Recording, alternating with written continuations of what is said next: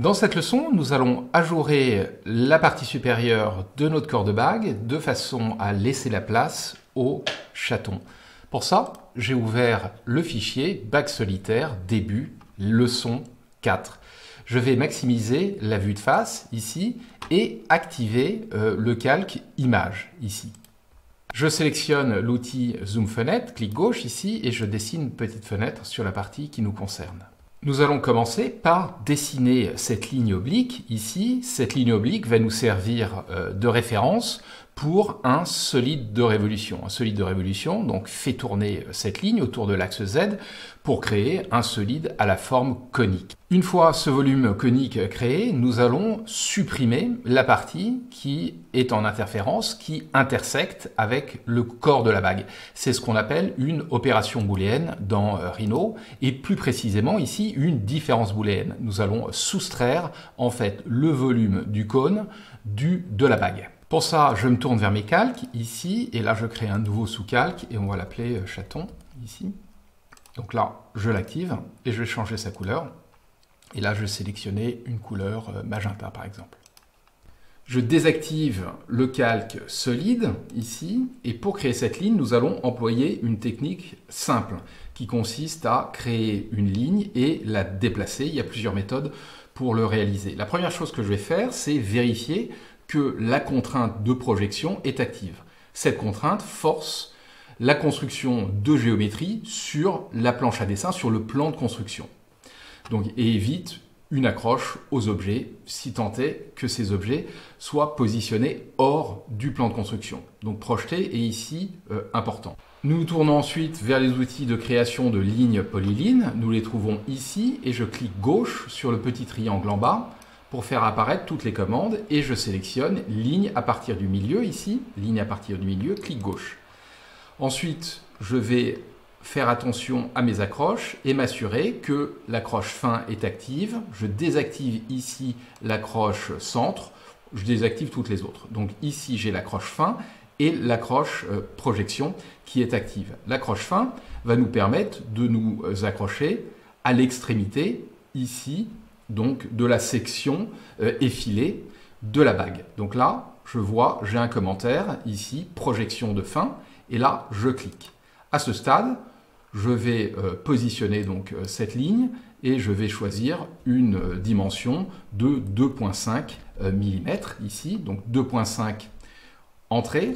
Et là, maintenant, donc sa distance à partir de l'origine est contrainte, majuscule pour contraindre sa position en ortho, à la verticale, donc clic gauche. Cette ligne est en réalité oblique, elle est positionnée à un angle de 10 degrés de la verticale. Pour ça, j'active mon manipulateur et je clique, je sélectionne la courbe. Le manipulateur apparaît et son centre est positionné au milieu de la ligne, ce qui correspond au centre de rotation. Pour ça, pour réaliser cette rotation, j'effectue un clic gauche ici sur l'arc de cercle, clic gauche, et là, je saisis, donc là, j'ai les flèches qui indiquent la direction de la rotation, donc sens trigonométrique, et là, je saisis donc 10 degrés, 10 entrées. Reste maintenant à déplacer le manipulateur à une distance de 1,2 mm et dans la direction horizontale. Notez que le manipulateur s'est réorienté avec la rotation de la ligne. Pour ça, je vais désélectionner ici à l'aide d'un clic gauche et cliquer sur la grille, ici, et resélectionner ma ligne. Là, le manipulateur est orienté sur le plan de construction, son orientation par défaut. J'effectue un clic gauche sur la flèche rouge, clic gauche, et là, je veux le déplacer donc dans les directions opposées à la flèche, moins 1,2, entrée. Pour réaliser le solide de révolution, je bascule dans la vue de perspective. Je désactive les images d'arrière-plan, ici. Pour réaliser le solide de révolution, je désélectionne, donc échappe ou clic gauche ici, et je me tourne vers la commande surface et révolution. Rhino me demande de sélectionner la courbe à faire tourner, il s'agit de celle-ci. Entrée une fois la sélection terminée, donc clic droit ici. Point de départ de l'axe de révolution, donc l'axe de révolution c'est l'axe Z. Pour ça, le point de départ, c'est l'origine. L'origine, je saisis 0. 0 entrée. Donc, fin de l'axe, appuyer sur Entrée pour utiliser la direction Z du plan de construction. C'est exactement ce que nous souhaitons. Donc là, Entrée.